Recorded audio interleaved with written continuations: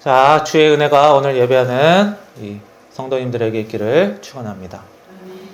자, 오늘 예배는 이 성경 이야기 중에서 요셉의 이야기를 살펴보면서 그리스도인은 어떻게 살아야 되는가 함께 살펴보는 시간을 갖겠습니다.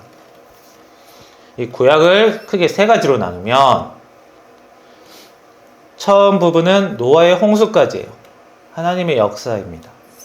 그리고 두 번째는 이스라엘이라는 나라가 이루어지기 전까지, 그리고 세 번째는 이스라엘이라는 나라가 이루어진 후입니다. 오늘 말씀은 두 번째 부분이에요. 이스라엘이라는 나라가 만들어지기 전에 어떤 일이 있었는가입니다. 자, 여기에는 대표적인 인물이 5명 있어요. 아브라함, 그 아들 이삭, 이삭의 아들 야곱, 야곱의 아들 중에 요셉, 그리고 모세라는 사람입니다. 지난번에는 우리가 야곱까지 살펴봤어요. 오늘은 그 아들, 12아들 중에서 11번째 아들인 요셉의 라는 인물에 대해서 살펴봅니다. 하나님이 아브라함과 약속을 하셨어요. 내 가문으로 민족을, 나라를 만드시겠다. 그런데 나라를 만들려면 아브라함 가문이 점점 커져야 돼요. 사람 1명 딸랑 놓고 사람 10명 놓고 나라라고 할 수는 없어요. 수백 명, 수천 명이 필요합니다. 그러려면 어떻게 해야 돼요? 그 아브라함 가문이 점점 번성해야 돼요. 늘어나야 합니다. 그런데 이 아브라함 가문은 그 아브라함 때부터 자녀가 2명이었어요. 자, 예를 들어서 어떤 부부가 3남매를 낳았어요. 그리고 그 3남매가 결혼해서 자녀를 각각 2명씩 낳았다고 합시다. 그러면 자녀가 몇 명이에요? 총 6명이죠. 그리고 그 자녀들이 또 결혼해서 자녀를 2명씩 낳았다고 합시다. 그러면 어떻게 돼요? 12명이 되죠. 그래서 한 부부가 자녀를 셋만 낳아도 자기가 할아버지, 할머니가 되면, 손주를 볼 때가 되면 2명에서 12명이 되는 거예요. 그리고 계속 더 커지는 거예요. 자, 의외로 이렇게 가문이 확장되는 것은 굉장히 쉽게 불어납니다. 그래서 예전에 한 40, 50년 전쯤에 5, 60년 전쯤에 뭐 자녀 10명씩 낳는 그런 가정도 꽤 많았죠. 후손들 보면 웬만한 후손들 다 모이면 증조 할머니, 할아버지 이렇게 모아놓고 후손들 다 모이면 식당을 잡기가 힘들어요. 너무 많아가지고.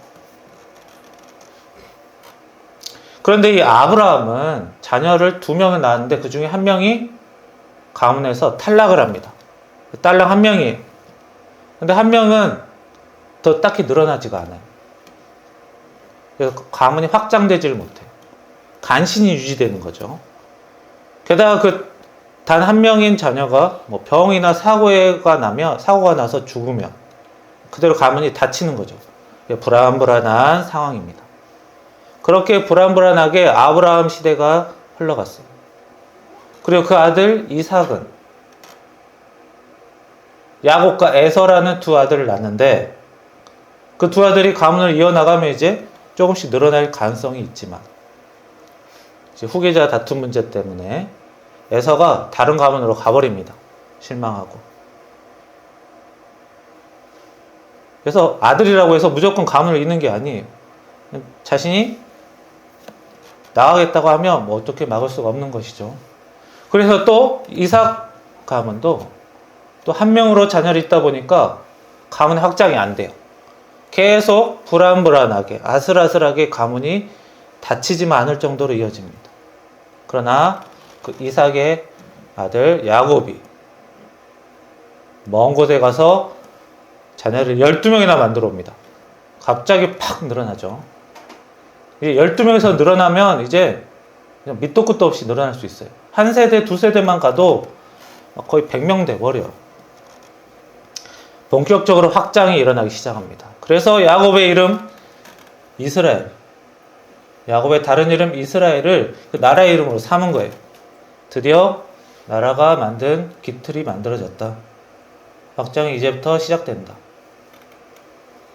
그런데 이렇게 자녀가 많아지면 어떤 문제가 있습니까? 자녀가 많으면 어때요? 바글바글하죠? 12명. 한 집에서 12명 살면 사는 게 이렇게 쉽지 않습니다. 게다가 사람마다 생각이 다르죠? 서로 충돌이 일어나요. 게다가 부모가 12명의 자녀에게 골고루 12분의 1만큼 사랑을 나눠줄 수가 없어요.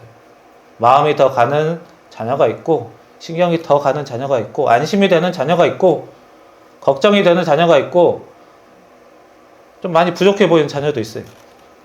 게다가 자녀끼리도. 이런 것들이 자녀에게 영향을 미치죠. 게다가 자녀들도 사랑을 더 많이 받는 자녀는 좀 더 잘난 척도 하고 그래요. 옷을 똑같이 12번 똑같은 걸 계속 사줄 수가 없어요. 나이가 다 다르고 취향도 다르고 뭐 차별이 일어날 수밖에 없어요. 누구는 새 옷 입고 누구는 헌 옷 입고 그래요. 사람이 많으니까. 결국 부모의 뭐 편의 문제도 있고 자녀가 많은 이런 문제도 있어서 이 야곱의 12아들은 자녀끼리 문제가 생깁니다. 다툼이 생겨요. 그런데 이런 다툼이 생겼을 때 부모가 무엇을 할 수 있습니까? 부모가 나서서 혼내면 자녀들이 서로 화해하고 사이좋게 삽니까? 부모가 할 수 있는 일은 그리 많지 않아요. 사실 10살만 넘어도 이제 부모의 말을 슬슬 벗어나려고 하고 20살 넘으면 이제 거의 손 못 대는 거예요. 20살 먹어서 부모가 시킨 대로 하는 것도 또 문제입니다. 그래서 이 자녀의 문제, 부모가 자기 마음대로 못합니다. 그런데 부모가 그 문제든 봐야만 해요. 나 몰라라 할 수는 없어요. 결국 자기가 다루지는 못하는데, 해결하지는 못하는데 쳐다는 봐야 돼요. 그래서 자녀 문제가 굉장히 어렵죠. 네, 자녀 문제 쉽다는 부모 한 명도 못 봤습니다. 물론 특이한 자녀가 있긴 해요. 가끔씩 말 잘 듣고 착하게만 자녀가 한 수백 명 중에 한 명씩 나와요. 그러나 대부분은 각자 자기의 생각이 있고 서로 함께 사는 게 힘들기 때문에, 쉽지 않기 때문에 다툼이 생깁니다. 자, 그런 자녀끼리의 어려운 문제를 누가 해결합니까? 자녀 중에 요셉이라는 사람이 해결을 해요. 그러니까 자녀 한 명이 거의 막내급 아들이, 큰아들도 아니고 막내급 아들이 해결해요. 그로 인해서 12의 자녀가 뿔뿔이 흩어지지 않고 서로 뭉쳐 살면서 아브라함 가문을 이어갈 수 있게 됩니다. 그러면 어떻게 해서 요셉이라는 사람이 12명이나 되는 그 자녀 문제들을, 가문의 문제들을 해결했을까요? 요셉이 어릴 때 아버지 야곱은 요셉을 특히 많이 사랑했어요. 그리고 요셉은 다른 형제를 무시했어요. 그리고 자녀 사이가 점점 더 나빠졌어요. 결국 형들이 요셉을 해치려고 하다가 해치지는 못하고 노예로 팔아넘기는 정도로, 가족에서 밀어내는 정도로 마무리가 됐습니다. 요셉은 먼 이집트로 끌려가서 가정 하인으로 살았어요. 하나님의 은혜가 있어서 그곳에서 가정의 관리자로 인정을 받았어요. 그러나 또 누명을 쓰고 감옥에 가게 됩니다. 자, 하나님의 은혜가 있는 사람이면 계속 사람들에게 인정받고 점점 실력이 나아지면서 잘 살 것이다 라고만 생각할 수 있는데요. 하나님의 은혜를 많이 받는 사람도 이런 고난이 다 있습니다. 요셉을 보면 알죠? 하나님의 은혜로 굉장히 좋은 성과를 이루었음에도 고난을 피해갈 수는 없는 거예요. 감옥에서도 어떤 신하를 도와주고 자신의 이 누명을 없애달라고 부탁했어요. 왜냐하면 그럴 능력이 되는 신하였어요. 왕 바로 옆에서 측근이죠. 거의 비서실이라고 보면 됩니다. 그러나 화장실 들어갈 때 나올 때 다르다고 그 신하는 무시했죠. 왜냐하면 이집트에서 가나안 사람들은 이렇게 천대받는 사람들이었기 때문이죠.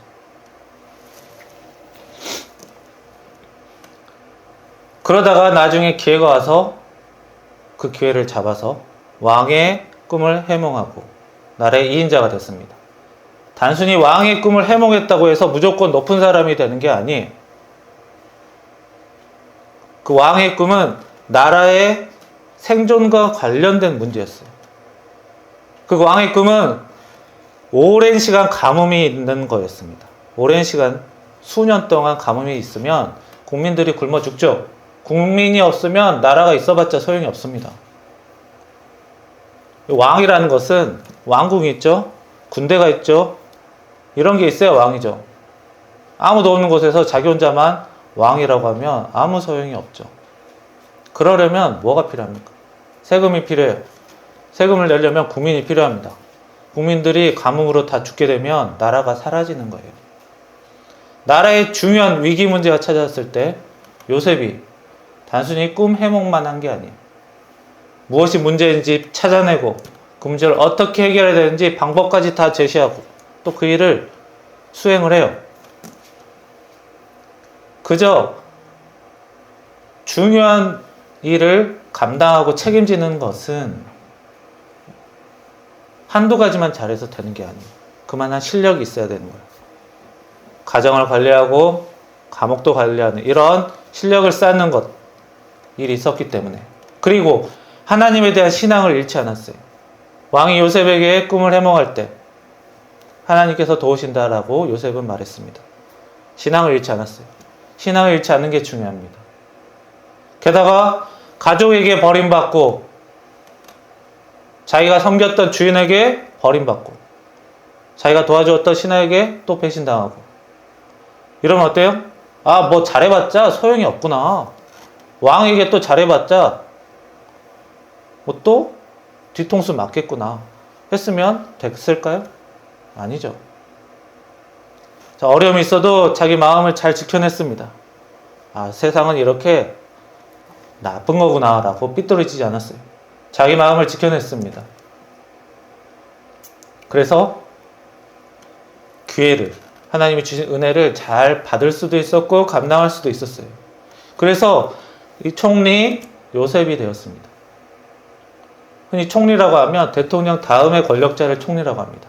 그 당시 이집트에는 왕 다음의 권력자였기 때문에 우리 흔히 성경에서도 총리라는 직책을 붙여주는 거죠.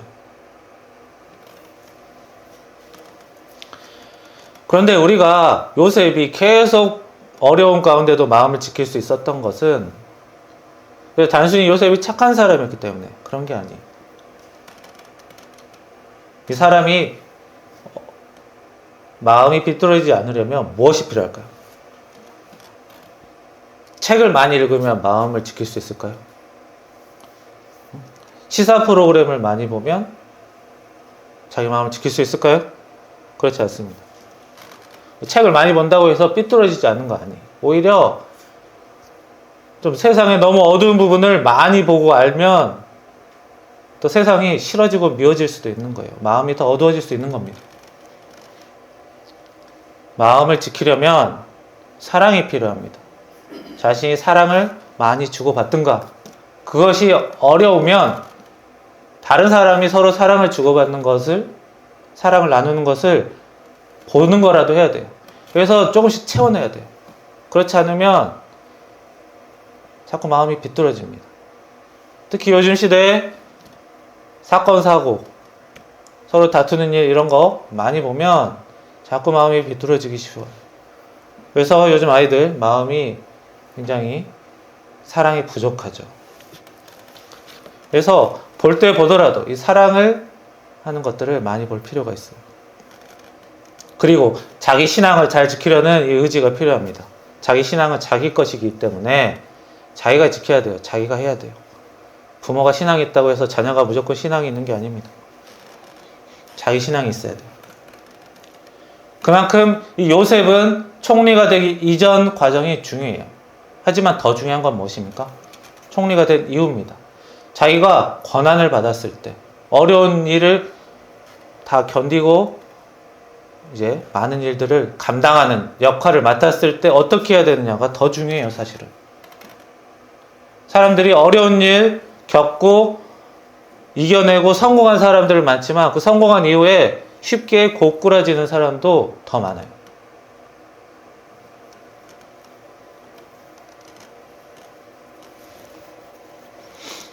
예를 들어 어떤 가족이 있다고 합시다. 그런데 그 가정의 수입이 거의 사라졌어요. 가장이 돈을 거의 벌지 못했어요. 그러면 보통 어떻게 문제를 해결해야 될까요? 어떻게 먹고 살아야 할까요? 자, 한 사람이 나머지 가족을 부양하기 힘들어지면 결국에는 병이든 문제가 있든 각종 문제로 그런 상황이 펼쳐지면 가족이 흩어져야 돼요. 그리고 이제 각자 살아야 되는 거예요. 각자 자기가 먹고 살 것을 해야 돼요. 왜? 한 명이 다 책임져 주지 못하니까. 이게 자기가 노력을 안 한다고 해서 이런 일이 일어난 게 아니라 살다 보면 그런 일이 일어날 수 있어요. 좀 예전 시대에 지금 나이 드신 분들은 예전에 어려운 시절에 그런 일들을 경험하거나 보신 적이 많을 겁니다. 그러면 뿔뿔이 흩어져서 각자 사는 거예요. 그래서 막 외국에도 나가고 먼 곳에 떠나서 이렇게 각자 사는 경우가 많죠. 자기가 자기 생활을 해야 되니까. 그래서 이 가족이 해체되는 경우가 많아요. 그래서 가난하면 이 가족이 서로 뿔뿔이 헤어지게 됩니다. 그런데 이 가나안에 있던 야곱 가족, 가뭄이 수년째 나와요. 이러면 어때요? 밥이 부족하죠. 가장이 다 가족들을 먹일 수가 없어요. 그러면 흩어져야 되는 거예요. 흩어져서 전체 책임져야 될 양을 줄이는 수밖에 없어요. 각각 뿔뿔이 흩어져서 각자 어떻게든 살아야 되는 거예요. 한 명이 다 못 해주니까. 그러면 이제 가족이 다 뿔뿔이 흩어지고 예전처럼 아브라함 시절처럼 이삭 시절처럼 또 가문이 약해지는 거예요. 확장되지 못하고. 그래서 그 가나안에 있던 야곱의 가족들이 이제 식량이 있는 이집트로 찾아옵니다. 그 과정에서 요셉을 만나게 되죠. 자, 자기를 죽이려 했고 노예로 팔았던 이 형들을 용서하는 게 쉽지가 않습니다. 어렵습니다. 무섭기도 하겠죠. 그런 충격을 받았으니까. 그래서 요셉은 형들을 테스트해요. 막내를 볼모로 삼고 포로로 잡고 어떻게 나온지 봅니다. 그러자 유다라는 형이 대표로 자신을 대신 포로가 되고 동생을 이제 구해주죠. 큰형이 나서지 않았어요. 큰형이라고 해서 다 모든 일을 감당하는 거 아니고 다 해야 되는 것도 아니지만 이렇게 일을 나서서 하는 사람은 좀 따로 있어요. 그게 뭐 나쁜 것도 아니고 그 사람이 더 감당할 능력이 되는 거예요. 감당하지 못했다고 비난받을 것도 아니고 사람마다 자신의 그런 역량들이 있습니다. 그러자 예전에는 어려운 일이 있을 때 자기 자신을 버렸지만 이제는 형들이 그러지 않다는 것을 보고 요셉도 형들을 용서하죠. 그리고 가난했던 그 가족들을 다 이집트로 데려오게 하고 터전을 주고 먹을 것을 주어서 어떻게 해요? 가족이 뿔뿔이 흩어지는 것을 막습니다. 먹고 살 게 없으면 뿔뿔이 흩어져야 되는 거예요. 그러나 요셉이 책임져 주기 때문에 모여서 흩어지지 않을 수가 있어요. 살 곳이 있고 먹을 것을 주었기 때문이죠. 근데 그것은 무엇이 바탕으로 있었습니까?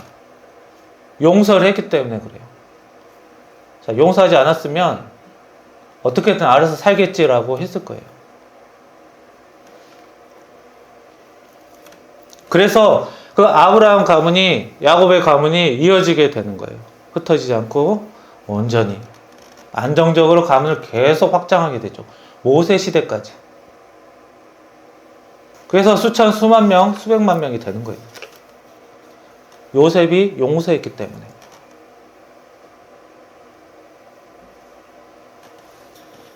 그리고 나서 이제 그 다음 시대는 각자 모세 시대가 되면 그 이제 백성들은 또 자신이 감당해야 될 문제를 또 감당하는 것이고요. 그래서 요셉 또한 마찬가지예요. 요셉이 이 야곱 가문을 이주시키고 보호하고 음식을 주고 흩어지지 않는 것을 막았지만 이제 수백 년이 지나서 그 사람들이 이집트를 떠나서 가나안으로 가서 새로운 나라를 만드는 것은 이제 또 그 사람들이 감당해야 될 일이에요. 그 사람들이 감당할 일을 요셉이 다 책임져 줄 수는 없는 거죠. 그래서 이전 세대가 감당해야 될 일이 있고 그 다음 세대가 감당해야 될 일은 또 따로 있습니다. 이전 세대가 이거 했으니까 너희들도 이거 똑같이 해라 라고 할 수가 없어요. 각자 자기 세대마다 역할이 다른 거예요. 야곱 시대는 흩어지지 않는 게 중요했고 모여 있는 게 중요했고 또 모세 시대의 그 이스라엘 백성들은 또 자기의 삶을 버리고 이동하는 것, 새로운 나라를 만드는 데 참여하는 것, 그 일을 감당해야 될 일이 있어요. 그러니까 세대별로 자기만의 문제가 있기 때문에 그리고 다음 세대의 문제는 다음 세대가 해결해야 되는 것이고 이전 세대가 해결해 줄 수 없는 것이기 때문에 이제 각자 자기만의 역할과 감당해야 될 것들이 있습니다. 결국 하나님의 특별한 선택을 받은 가문도 이렇게 서로 다투고 문제가 생기는 것을 피할 수가 없어요. 가족이 많이 생기는 것. 그동안 한 명만 쭉 있다가 12명이 생겼죠? 굉장히 큰 복이에요. 자기 할아버지, 아버지가 못했던 일을 야곱이 굉장히 크게 이뤄냈어요. 하지만 좋은 일만 있지 않았습니다. 사람이 많아지면서 또 그에 따른 문제가 생겼어요. 잘못도 있어요, 각각. 하지만 그 잘못을 서로 용서하고 다시 가족이 화합하면서 자신의 역할들을 각각 감당할 수 있게 됐습니다. 그런 큰 원동력이 된 것. 요셉이 어려움 가운데도 자기 마음을 지켰고 신앙을 잃지 않았고 은혜 받은 것으로 용서할 수 있었기 때문에 그래요. 가족이 화합할 수 있었기 때문에.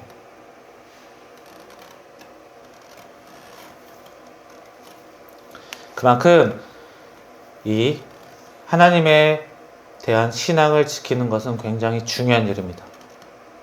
그리고 자기 마음을 잘 지켜야 돼요. 사람은 어려운 일을 자꾸 당하고 안 좋은 것을 보게 되면 자꾸 마음이 어두워지기 쉽습니다. 소망을 잃게 돼요. 소망을 잃으면 기도가 잘 안 돼요. 신앙도 금세 잃어버리기 쉬워요. 아, 하나님 믿고 있는데 왜 자꾸 이런 일들이, 왜 이런 고난이? 잃지 않아야 돼요. 대단한 일을 해내는 게 아닙니다. 소망을 잃지 않아야 되고 하나님을 잊지 않고 자기 마음을 잃어버리지 않고 그러면 어때요? 자기 역할을 제대로 감당할 수 있게 되는 거예요. 하나님이 주신 임무도 감당하고 가족도 지키고 자기 자신도 오늘 말씀 보세요.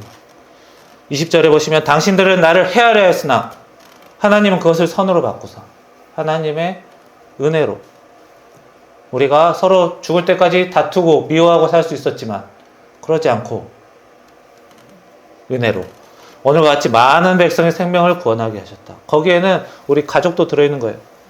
내가 총리가 되어서 우리 가족을 구할 수 있었던 거예요. 뿔뿔이 흩어지는 것을 막았었던 거예요. 그리고 나니까 다음 세대에게 기회가 생기는 거죠. 물론 그 다음 세대가 잘할 때도 있고 못할 때도 있었어요. 하지만 결국에는 또 신앙을 잃지 않았기 때문에 또 자신들의 역할을 실수하면서 잘못하면서도 결국에는 이루어갔습니다. 자, 우리 사람의 인생도 다 그렇습니다. 누구나 실수할 때도 있고 잘못할 때도 있고 다툴 때도 있어요. 신앙이 약해질 수 있어요. 그러나 잃지만 않으면 돼요. 마음이 어두워질 때도 있어요. 자녀 문제로 마음이 어두워질 때도 있고 자신의 문제 때문에, 직장 문제 때문에, 사회 문제 때문에 마음이 답답해질 때도 있을 겁니다. 그러나 자기 마음을 사랑으로 지킬 수 있다면, 하나님의 은혜로 지킬 수 있다면 충분히 고난에 넘어지고 무너지고 마는 것이 아니라 하나님의 은혜로 이렇게 설 수 있는 거예요. 하나님께서 은혜 주시고 모든 악을 선으로 바꾸십니다. 결국 우리들이 신앙을 잘 지키고 여러분들의 마음을 잘 지키면서 어려움이 있더라도 이겨내시면서 이런 나중에 자신의 역할을 잘 감당했다는 것을 확인하는 그런 영광의 순간을, 보람된 순간을 느끼면서 하는 여러분들이 되시기를 축원합니다. 기도하겠습니다. 살아계신 하나님, 자신의 마음을 지키는 것 쉽지 않습니다. 시대마다 해결해야 될 문제, 감당해야 될 문제도 다릅니다. 그러나 시대에 불변하고 어떤 시대가 되더라도 자기 마음을 지키는 것, 자기 신앙을 지키는 것, 어려운 일을, 괴로운 일을 용서하고 화합하는 것은 그 어떤 시대가 되어도 편하지가 않습니다.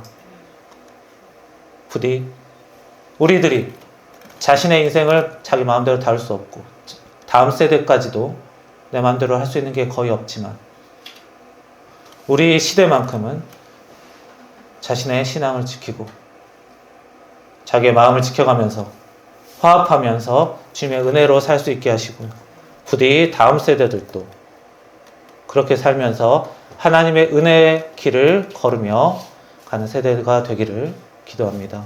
예수님의 이름으로 기도했습니다. 아멘.